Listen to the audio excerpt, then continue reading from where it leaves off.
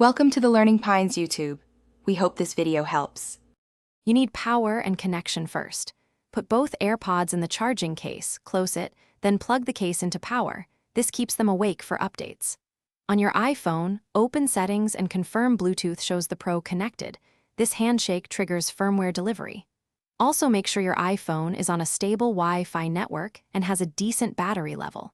Once done, leave the devices near each other with the case open so the update can begin automatically. Now you let the system do the work while you watch.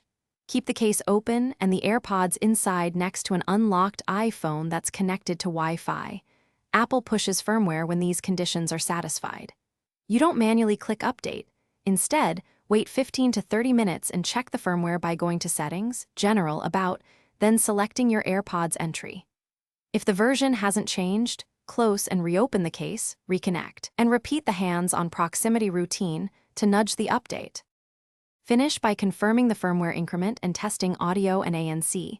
A restart can finalize changes, so disconnect and reconnect briefly. If the update stalls, perform a factory reset. Put AirPods in the case, open the lid, hold the setup button until the LED flashes amber then white, then repair to your iPhone. This clears glitches and typically forces a firmware retry. If problems persist, try a different Wi-Fi source and repeat the proximity. Charging.